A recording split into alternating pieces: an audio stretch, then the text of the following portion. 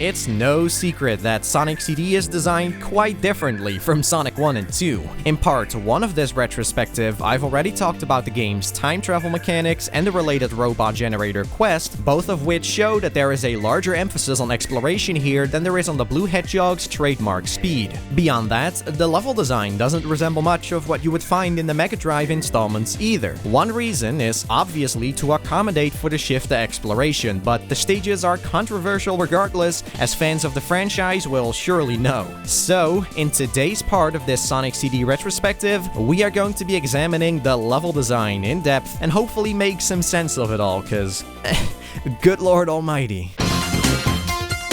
Let's begin with what seems to be the most common criticism aimed at Sonic CD's level design: how chaotic and nonsensical it can be. This is not my main complaint, but it's certainly a valid one. Half of the zones or so are pretty all over the place and trigger happy. Collision Chaos is Sonic CD's equivalent of the series' staple casino-themed areas, jam-packed with slopes, half-pipes, bumpers, flippers, springs, and what have you, and though not all of the zone is a hassle, there are times where a bunch of springs and bumpers are clogged together into a set piece, which makes it a bit of a pain to get around in properly and stop yourself from being flung around. You've also got those tall stacks of breakable glass balls in Act 2. I hate these things because it can take forever before you crack through enough of the pile to progress, and none of it adds anything of value to the stage besides arbitrarily halting progress. Many of you can probably also relate to the struggle of Wacky Workbench, where the floor is like an electric trampoline of sorts that automatically rockets Sonic upwards upon contact. This can absolutely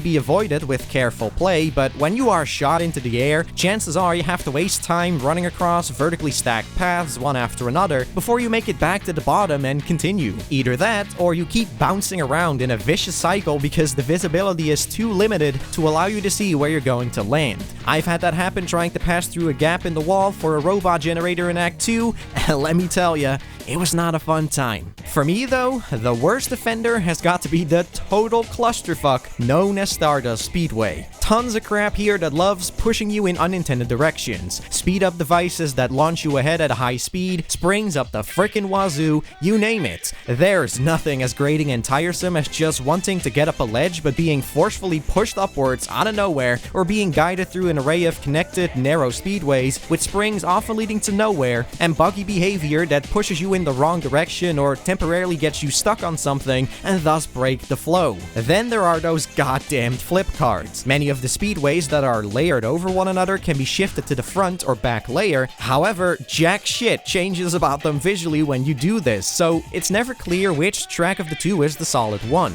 I'm all for wacky gimmicks to make stages as distinct as possible, but stuff like this feels like being complicated for the sake of being complicated. There are other, smaller oddities throughout the game that make the level design come off as sloppy too. I've already mentioned how you gotta fall through a frickin' crusher in Wacky Workbench for a robot generator, but a couple of times what appears to be solid walls must also be passed through to advance in certain zones. Like in Tidal Tempest, there is this set piece where some blocks have no collision while others do, yet the visual design does not reflect that well. From what I gather, there are always rings to hint at those openings in the walls or whatever, but it feels inconsistent and I don't see what this type of shit adds. The worst example relating to awkward progression though is probably found in Metallic Madness. Here, you're supposed to stand on this pillar thing that shoots you up to a ledge above, but I mean, the movement speed of the pillar is way too slow to make you think you'll be shot upwards 1,000,000 miles an hour. All this stuff can make navigating the zones of Sonic CD a bit of a bitch, which, as you'd expect, is also undesirable when exploring for the robot generators. It's not something that kills the level design for me personally though, and thankfully not all stages are affected by this busyness, I guess, this hecticness. Tidal Tempest and Quartz Quadrant are very straightforward to get around in, for example, and aren't messy or annoying like the earlier examples. However, there's a larger problem with the level design that I see, namely that it doesn't have much on offer. It feels kind of bland and empty, even though the levels may not technically be empty. For instance, what the hell do I even tell you about Quartz Quadrant? It's got some completely randomly placed enemies to take on, a minimal amount of obstacles and threats to avoid, and a lack of unique gimmicks to interact with. There are some conveyor belts of which the moving moving direction can be changed with these arrowed panels, some vertical tunnels that suck you in and blast you through at a high speed, but these don't really accomplish anything. All I see beyond that are a bunch of different yet completely uneventful pathways, or sometimes small stretches of nothing at all. Tidal Tempest is the same story. You flick a switch to open a door here, pop a pushover enemy on the head there, get sucked through tubes sometimes, stand on this platform carried by rising water. Is this stuff even worth mentioning at all? Sure, Tidal Tempest is the obligatory water area in the game, but I've rarely ever drowned here because the design is so basic and uninvolved. Blasphemous opinion warning, but the way Labyrinth Zone in Sonic 1 continuously has enemies and hazards in different setups to work around, which also increases the risk of drowning, by the way, keeps me more invested in those stages than whatever the levels in Tidal Tempest are doing. That said, even those zones that do fall into that messy and annoying category don't have a good sense of purpose either. Stardust Speedway, in spite of appearing so intricately designed with a million different paths crisscrossing one another, lacks substance. Again, what do you actually do in this zone besides being blasted forward and getting nauseous? The platforming isn't interesting, and neither do many of the gimmicks amount to anything meaningful, like the launchers that switch angles and shoot you out on command, and most of the speed is completely automated and requires next to no effort to gain. It can be a visual spectacle to behold for sure though, which can hardly be said for any other zone in Sonic CD. Stardust Speedway is kind of like Chemical Plant in that regard, which was also quite automated, and I criticized it as such. However, I find Chemical Plant broke that spectacle up a bit more with some decent platforming and shortcuts and secrets to find using said speed. Actual meaningful content in short. Similarly, Collision Chaos has the potential to use its bouncy gimmicks and elements to tap into the classic Sonic physics system. However, it is not like Casino Night in that it sports carefully thought out challenges that require dexterity with those physics and bumpy objects to overcome. Just think about the slot machines in Casino Night. Not only are they an addictive staple of the zone and the franchise as a whole for that matter, they also encourage players to interact with all the pinball shenanigans going on, as Sonic or Tails would often have to be carefully shot into the slot machines while dodging surrounding bumpers and hazards. The pinball-esque nature of Collision Chaos, on the other hand, doesn't contribute much to any sort of greater goal or idea, as it has little in the way of engaging challenges. A lot of the terrain is either obstructive for the sake of it, like those breakable glass balls brought up before, or random and pointless, such as these 3 half-pipes next to one another in Act 2. Isn't one of them enough? What does having 3 accomplish exactly? This type of haphazard design in the stages is something you'll notice throughout the game, that many things were just placed to be placed. From the level design in Sonic 1 and 2, I've rarely got such an impression. Ironically, for as much as people tend to loathe Wacky Workbench, I think it is one of the zones with the most amount of meat and logic to it. Though this is a zone that greatly discourages speed, which conflicts with how people tend to play Sonic games, and though getting shot up tends to come with its own problems, there is a clearly defined challenge here with a clearly defined punishment. You gotta jump from moving platform to moving platform, and in Act 2 swing off of poles correctly here and there in order to prevent hitting the bottom. It's essentially a typical side-scrolling platformer task, but instead of a bottomless pit beneath your ass, it's the bouncy floor. Nevertheless, while Wacky Workbench has more platforming challenge in it than the majority of other zones, it's still too repetitive and basic for me to label it riveting gameplay. Most of the platforms move at the same speed and patterns, the spacing between them is hardly ever intimidating, and not too often are new gimmicks or enemies interfering to spice and shake things up. Donkey Kong Country tier platforming, this certainly ain't. The zone with the most amount of substance, however, is Metallic Madness. It feels more like something you would find in Sonic 1 or 2, where overcoming obstacles and avoiding threats are a part of the mix next to exploration. You've got the platforms from Scrap Brain that you fall through when they are spinning, those rotating anti-gravity discs from Scrap Brain that you must jump off of at the right time and properly to advance further, a section where you must navigate a mini Sonic through tight tunnels with hazards and enemies, the walker thing you have to bring to the end of a room while avoiding the falling fireballs from exploding bombs.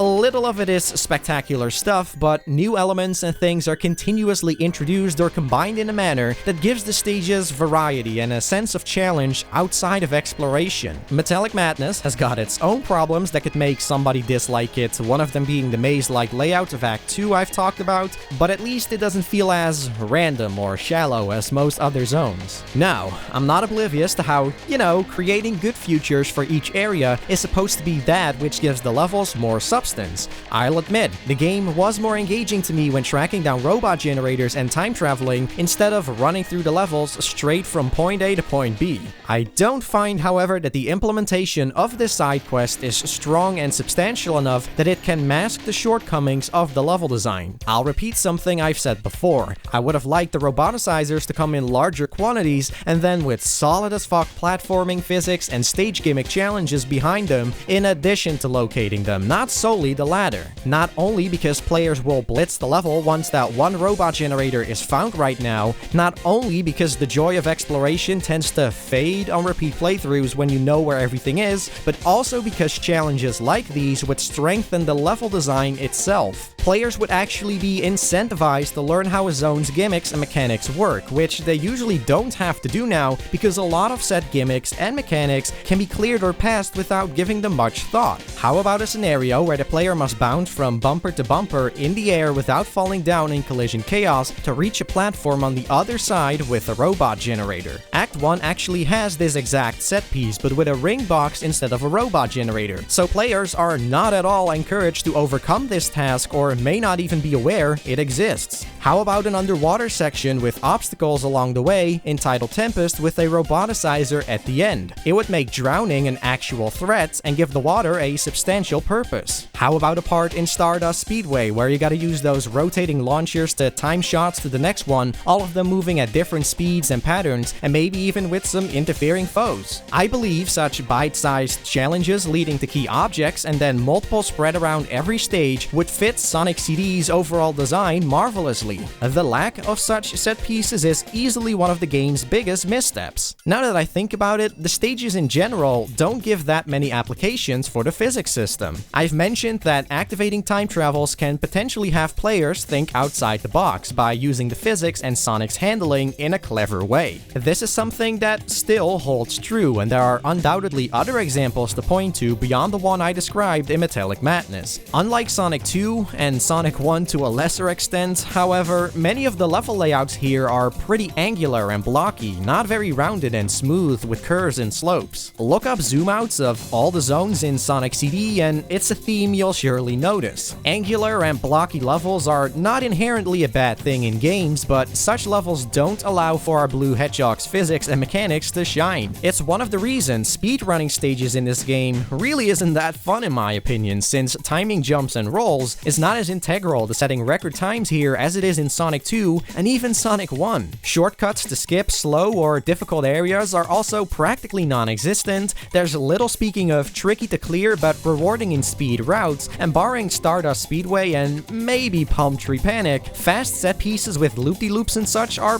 pretty lacking and absent, as I've hinted at, taking away a part of that staple Sonic sensation. I have to stress again that this approach of heavily emphasizing exploration over speed is not an objectively wrong direction, but when the exploration leaves me unimpressed, yeah, I start searching for other aspects to compensate, and doing the stages as fast as possible didn't cut it for me. And I'm not even saying the exploration didn't impress me purely on the basis of those robot generators and time traveling shenanigans, it's also the secrets in the form of ring boxes, extra lives, invincibility stars, and shields to snoop up. These are scattered through each stage, which is good because that means players have something else to explore and be rewarded for outside of the time travel posts and the single roboticizer. Despite that, I find that they were more cleverly implemented in Sonic 1 and 2, and this, once more, relates to the use of momentum and physics and also stage gimmicks. Though there are absolutely secrets in CD that require use of the momentum and physics or a specific stage gimmick to reach, like demonstrated here, I simply don't remember them being as common. A lot of the items are about finding them, more so than pulling off something fancy to get to them, and that's not to say they cannot be well hidden. I never knew about being able to pass through this wall here in Palm Tree Panic 1 for 2 1-ups, for instance. But I did miss some of that diversity you would see in Sonic 1 and 2.